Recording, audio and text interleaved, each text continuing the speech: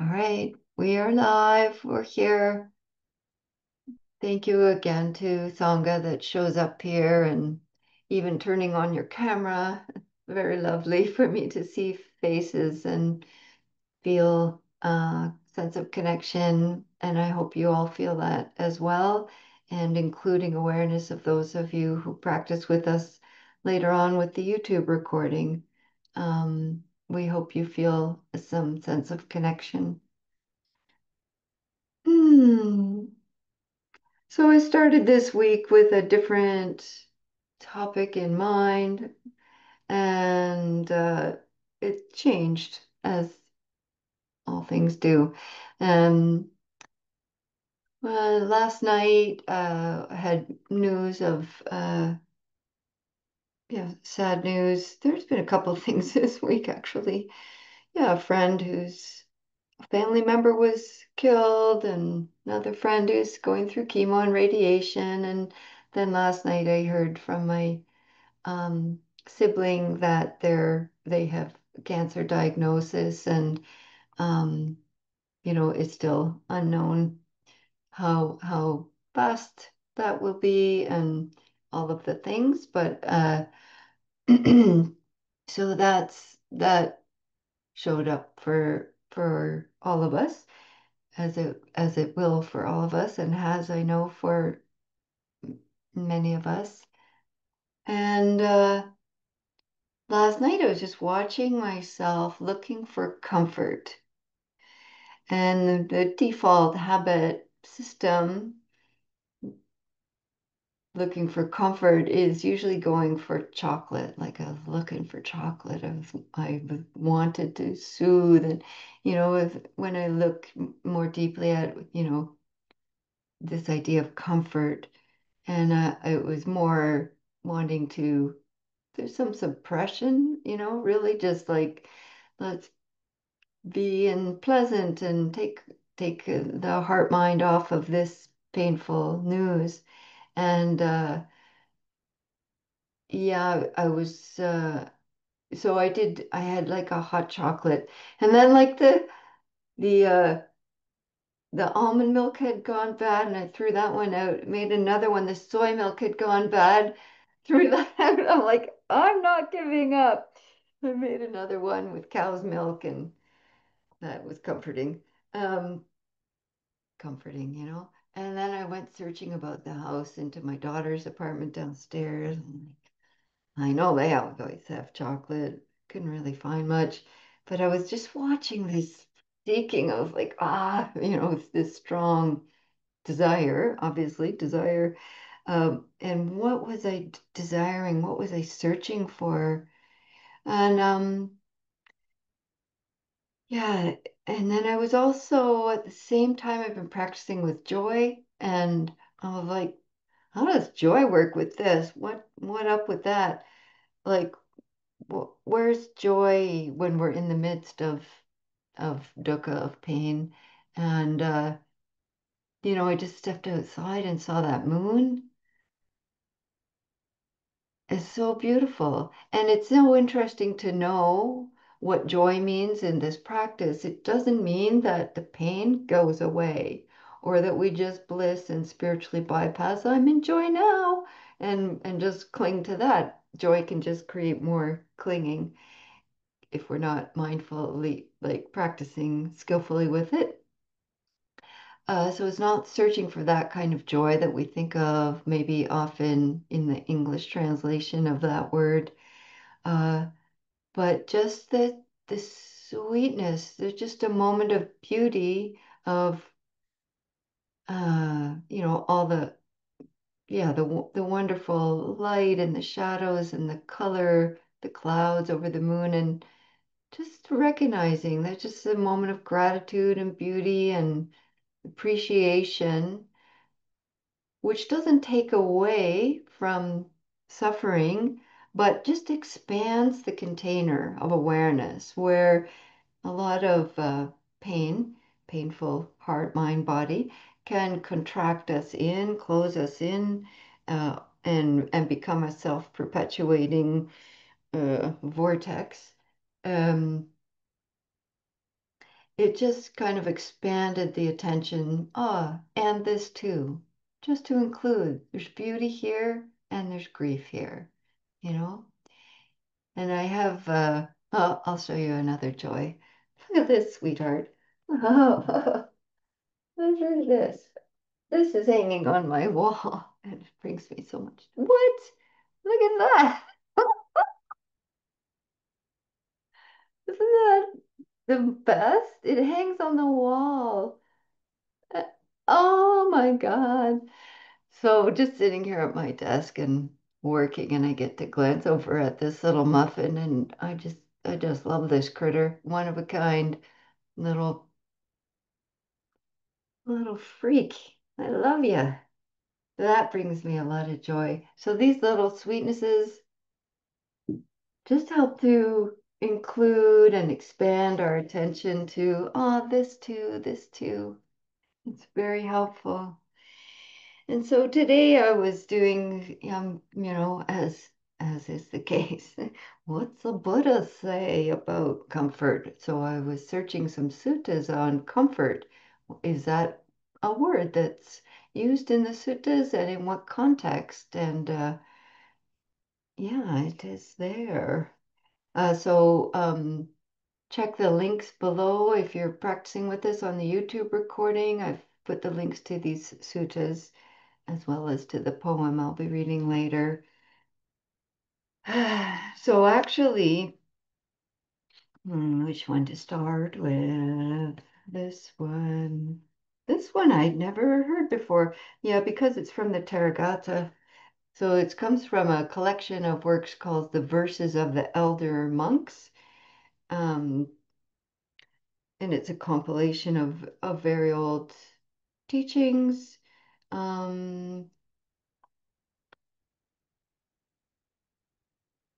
yeah, enough about that. Verses of the Elder Monks is good enough. So this one is entitled, I think, probably by the name of the monk, but don't quote me on that. I could be wrong.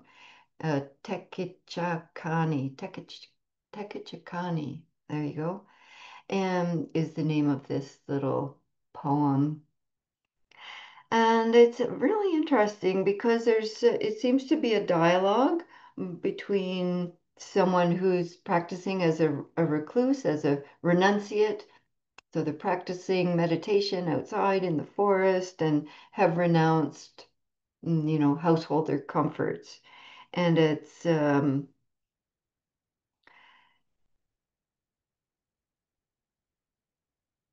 yeah, they're they're talking about their practice and the refuge that they feel, the joy they feel um, in what's called the triple gem, the Buddha, Dhamma, Sangha, the the the life and the inspiration, the teachings of the Buddha, and the Dhamma, meaning the all the practices, the teachings. Dhamma means all things, and the Sangha community. And at the end of this poem, it says, "You live in the open air. Cold are these wintry nights. Don't suffer, overcome with the cold. Go into your hut with its fastened bolt." So someone's, talking to this renunciate monk, and it sounds like they're saying, go into this comfortable hut. And the reply is, "I'll fasten the four immeasurables. With them, I'll dwell in comfort. I won't suffer from the cold." They're saying they'll make their shelter, their safe harbor from afflictions, from the four immeasurables and find comfort there. The four immeasurables are the four Brahma Viharas, the divine abodes of the awakened heart mind, of any heart mind, not just awakened ones. She edited herself. And the four immeasurables of loving kindness, friendliness, boundless friendliness, of compassion, joy, and equanimity. These are the four immeasurables. And these Brahma Viharas are, they're both qualities that we cultivate, that we practice, that we cultivate, like we were talking about gardens earlier before we came on the call, like a seed or a bulb that we want to give it the conditions for it to flourish and grow. So Brahma Viharas are things that we cultivate and practice for them to flourish and grow.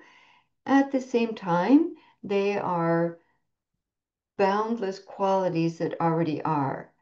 In this way, they're called the immeasurables or boundless qualities of the heart. They, when we practice emptiness or spaciousness, emptiness meditations, we often have a direct experience of this boundless qualities of these Brahma Viharas that are without exception, without preference, without qualifying who is the recipient or who is a benefactor of these qualities of awareness. Awake awareness has these qualities of being boundlessly friendly, benevolent, compassionate, joy, that sweet joy, not exuberant joy or getting what I want joy, and equanimity. And so I'll add to this. Okay, another sutta that talks about comfort, that has comfort in it, is the Metta Sutta. The the Metta Sutta, the discourse on the advantages of loving kindness. There's a couple different versions of Metta Suttas. This is the one that lists these 11 benefits or advantages. Uh, mm, there's another word. Side effects that come from practicing metta. And the first two are one in this translation from Piyadasi Thera.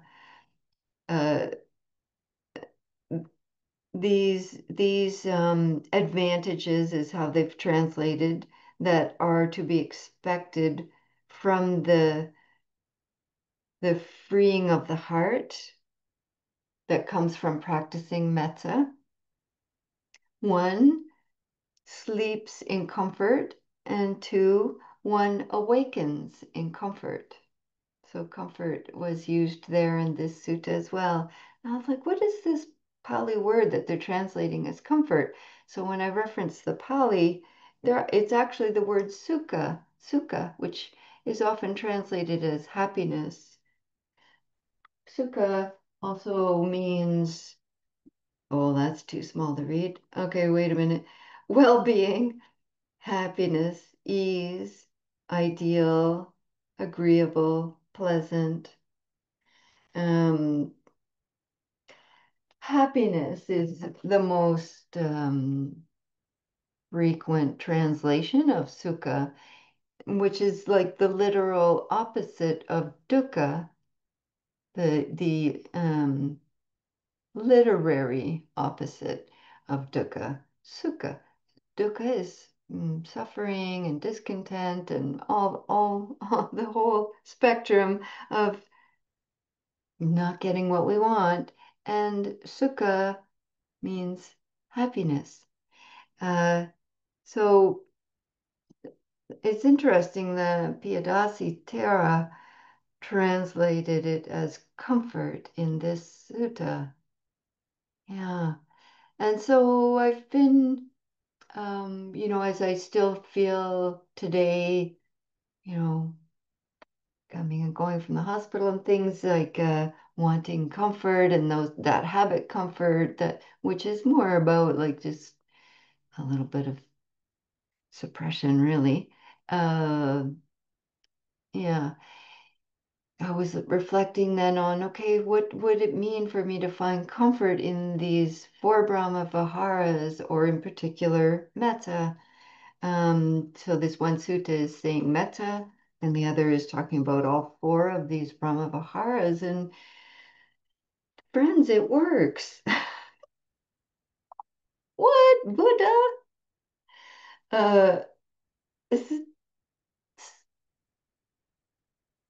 I'm just having a moment of being amazed at myself, that of the forgetting that happens, right? The habiting that habits that comes, and just remembering, okay, may I be may I be at ease in the midst of this. May I be gentle with myself. May I be open to noticing joys.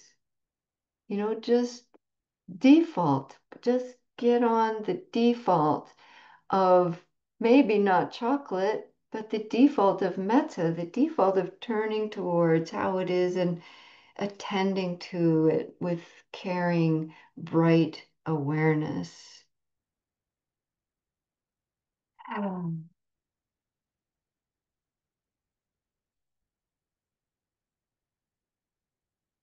It's very comforting. It's surprising. Why is it surprising? Shouldn't be surprising at this point, but here we are, surprised again that such simple things as paying attention with care brings comfort. It's okay. It's like this, dear one. Oh, nice. And then today, an email, like an automated reply email, came from another Dharma, a fellow Dharma teacher. Thank you, Sarah. Um, that had an excerpt from this poem. So I was like, where's that from? And found the source. And it's a poem from John O'Donohue.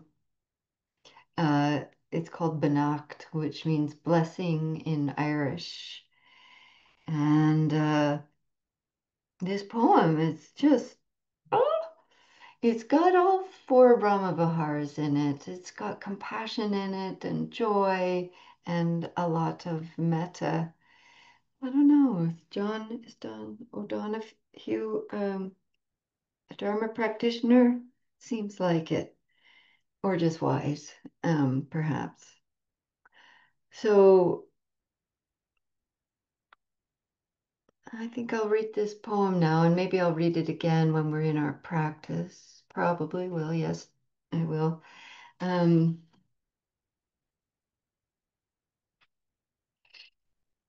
okay. So here's John O'Donohue, and the link is also down below in the recording. He dedicates his poem to his mother, Josie. Beannacht, Blessing by John O'Donohue. Ugh, it'll be hard to get through. Yeah. On the day when the weight deadens on your shoulders and you stumble, may the clay dance to balance you. And when your eyes freeze behind the gray window and the ghost of loss gets into you, may a flock of colors, indigo, red, green, and azure blue, come to awaken in you a meadow of delight. When the canvas frays on the currach of thought, it's an Irish boat, and the stain of ocean blackens beneath you, may there come across the waters a path of yellow moonlight to bring you safely home. May the nourishment of the earth be yours. May the clarity of light be yours. May the fluency of the ocean be yours. May the protection of the ancestors be yours. And so, may a slow wind work these words of love around you, an invisible cloak to mind your life. Oh my God. That's so good. Ah, I should have said before I read it that Karak is a like a canoe, kind of like a wicker frame with canvas boat, small boat, or with skin. Yeah. But that poem, it starts with equanimity, and then the second stanza is about joy, and then the rest about coming home, bring you safely home, and then metta wrapping you in this love. Holy. I have nothing to add to that. That's amazing. Yeah. So, friends, let's practice some Metta Bhavana. Okay. Adjusting your surroundings, your posture, what you need to bring comfort and support to yourself. If you want to lay down for this practice, or turn off your lights, or mm, see if you're warm enough. So, you want to start with bringing care to yourself for this practice. Will be primarily a metaphor with self practice tonight, just because that's what's up. Yeah. Hmm.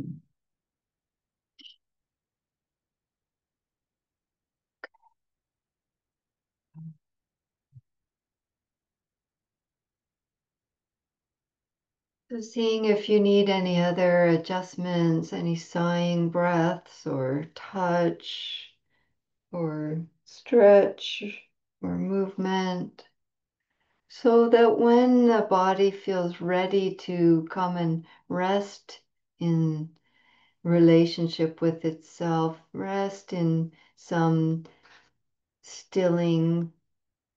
It's not by force, it feels welcome and easeful, like this sense of coming home.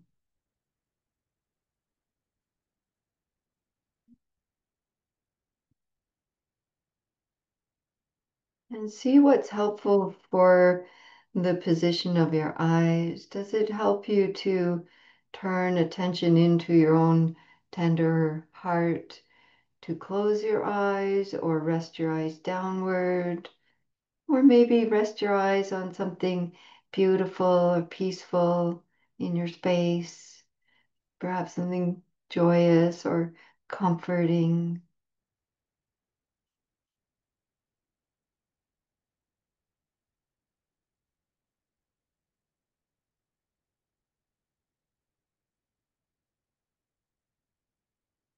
And as the eyes come to rest, whichever way you've chosen, this is a reminder for the rest of the muscles of the face to begin to rest, perhaps widening across the forehead, all these contractions of worry and overthinking that contract in the center of the forehead, or you might feel pressure at the top of the head or at the temples, and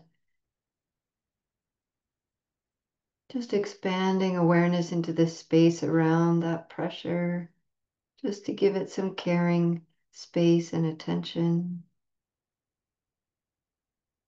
easing up a little bit.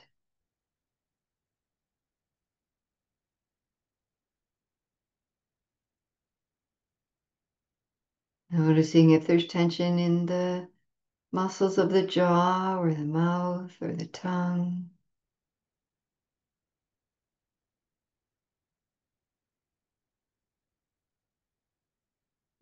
And seeing if some caring awareness can just meet that tension. What do you need, sweetheart?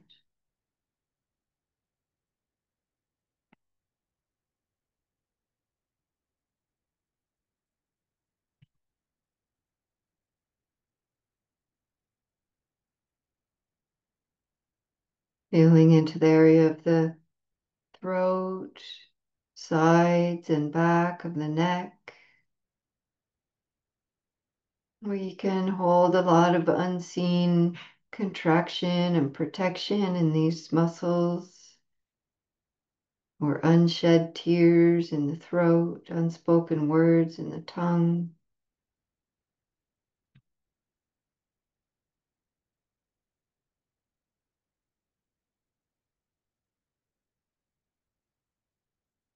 Just letting some of this weight slide off the shoulders and down the arms into hands that practice letting go.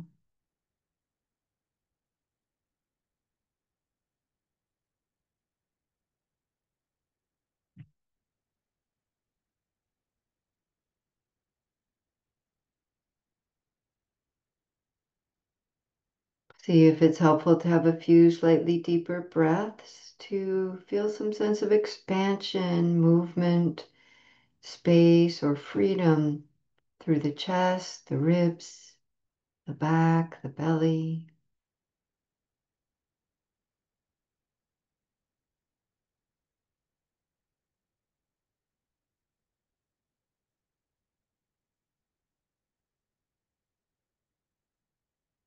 Notice what's happening in the deep inner layers of the abdomen. Is there contraction, protection, activation there that needs some caring attention or some space or softness?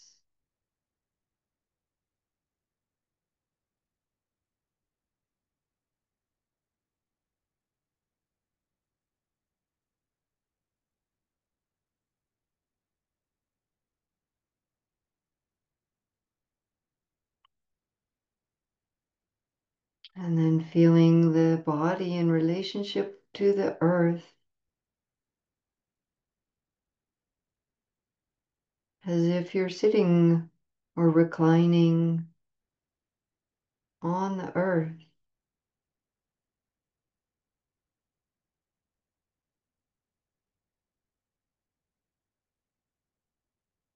not separate, not isolated, very supported.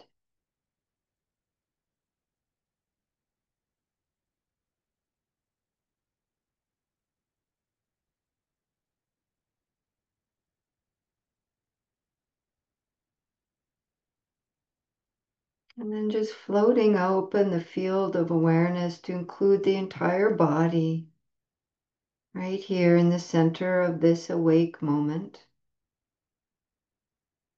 And sensing any areas or places of stillness and calm within the body, or the stillness or calm around you.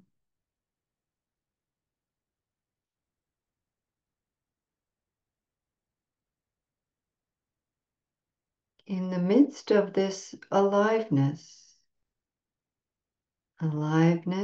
awakeness, and calm.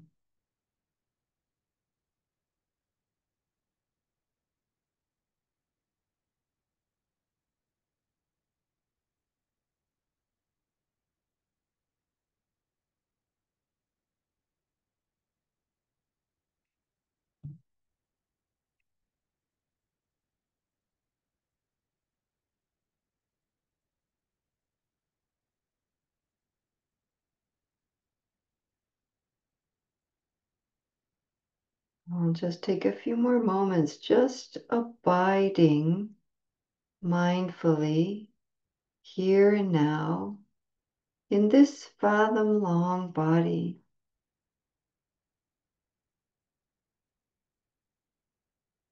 It's like this right now.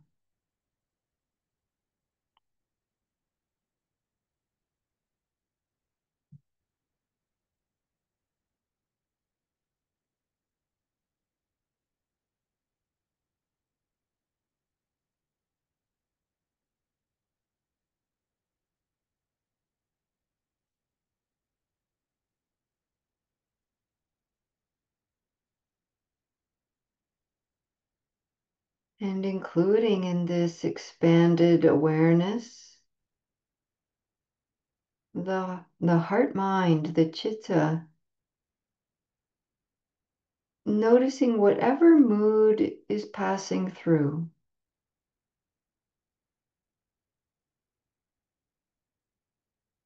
We don't need to be noting the content of the thoughts, but just be aware of the general climate of the mind states. Is there ease? Is there grief? Is there calm or dullness? Spaciousness or contraction or agitation?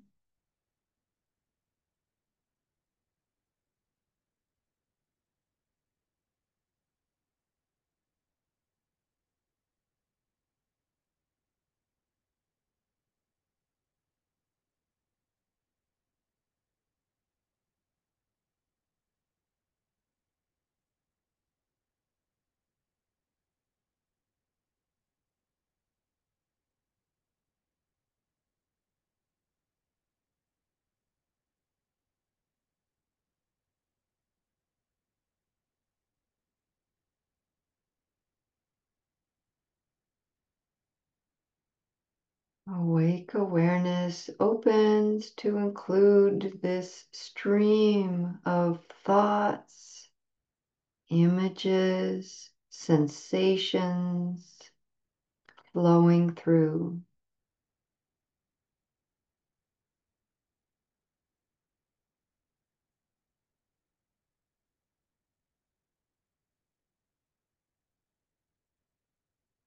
And we invite our capacity to stand near all of this with an attitude of kindness, however it is.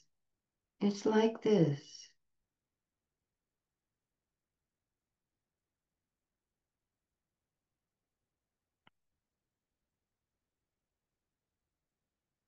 May I be safe and well in the midst of all things.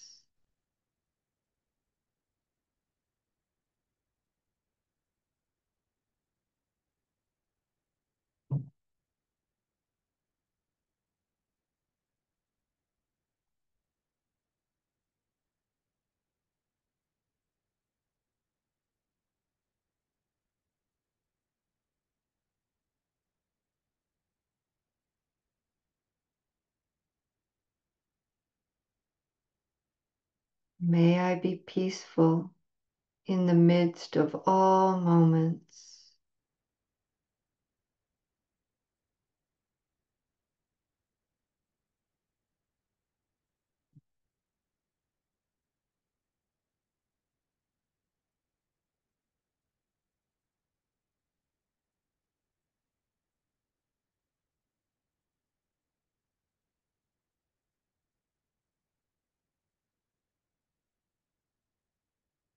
May I abide in ease and in kindness.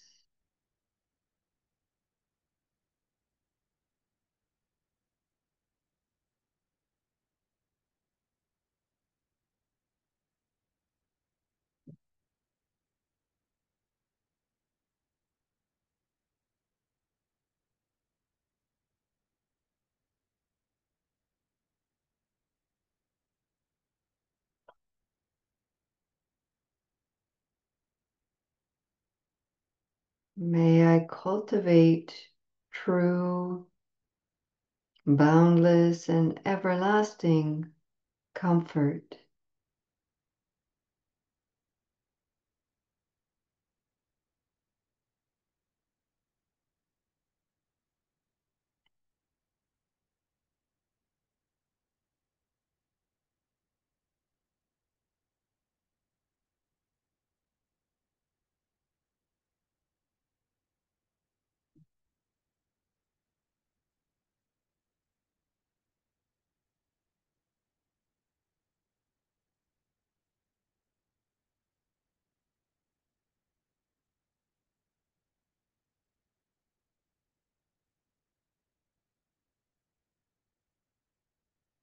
The Nacht by John O'Donohue. On the day when the weight deadens on your shoulders and you stumble, may the clay dance to balance you.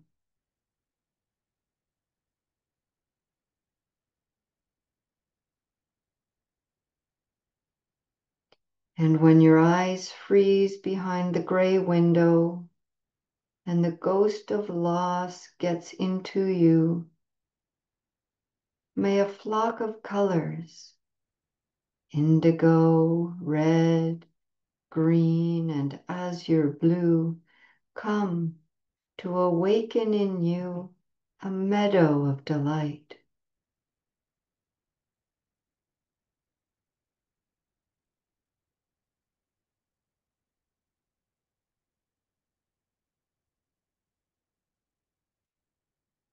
When the canvas frays in the currach of thought and a stain of ocean blackens beneath you, may there come across the waters a path of yellow moonlight to bring you safely home.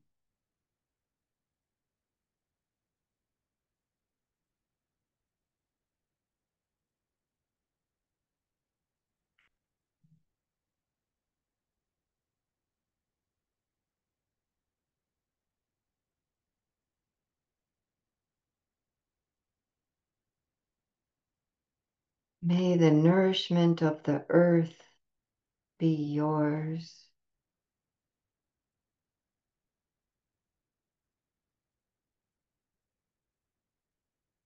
May the clarity of light be yours.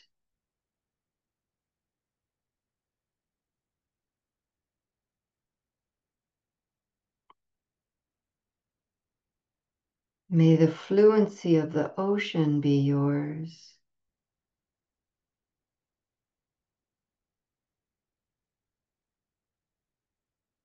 May the protection of the ancestors be yours.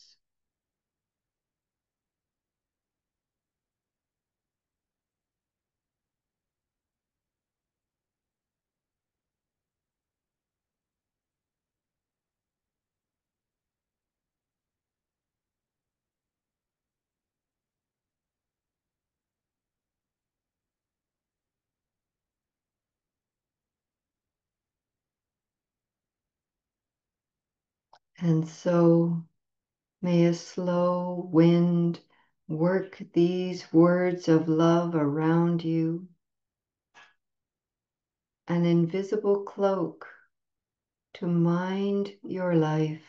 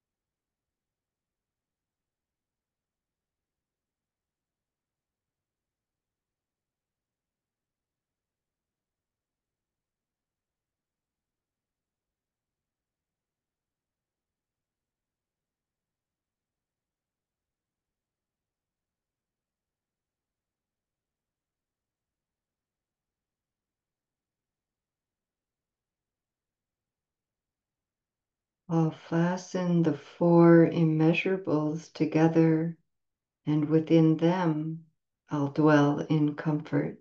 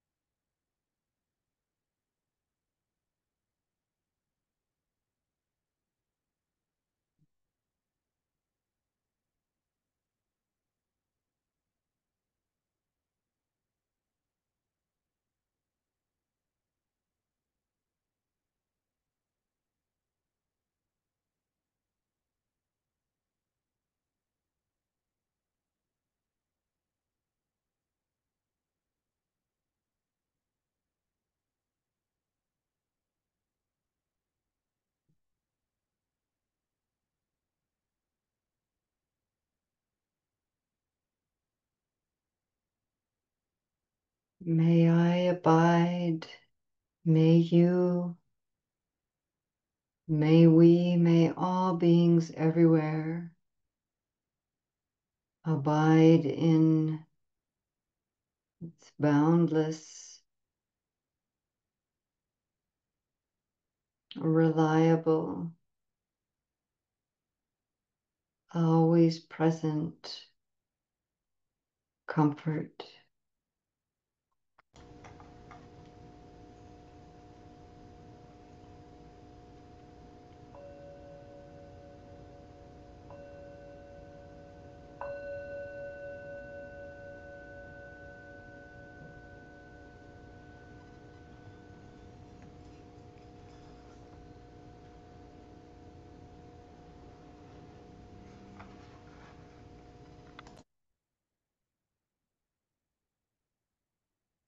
Hmm.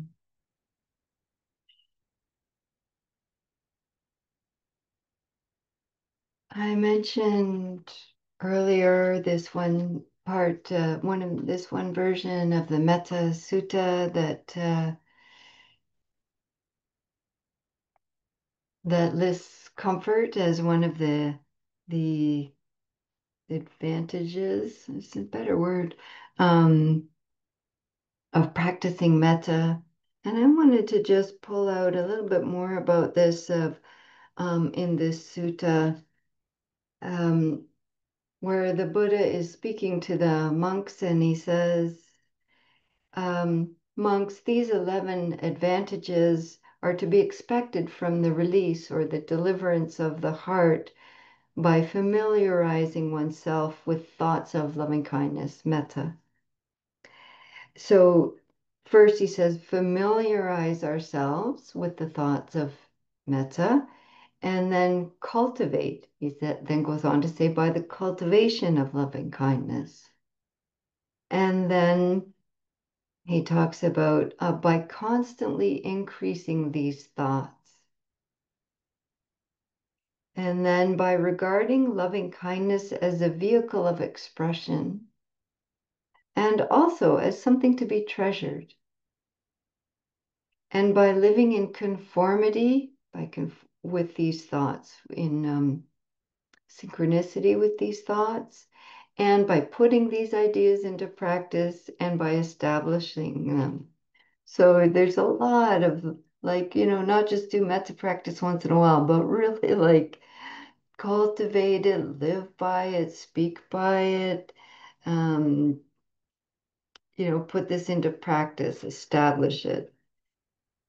And I'll just read the 11. Some of you have heard this list before, but one sleeps in comfort, one awakens in comfort, has no evil dreams, is dear to human beings, and is dear to non-human beings. The devas protect them. Fire, poison, and sword cannot touch them. Their mind can concentrate quickly. Their countenance is serene. Um, they die without their being confused in the mind. And they're reborn in a higher realm, Arhat or Brahma worlds. So that's some of the benefits of um, this practice, this way of living, not just a practice.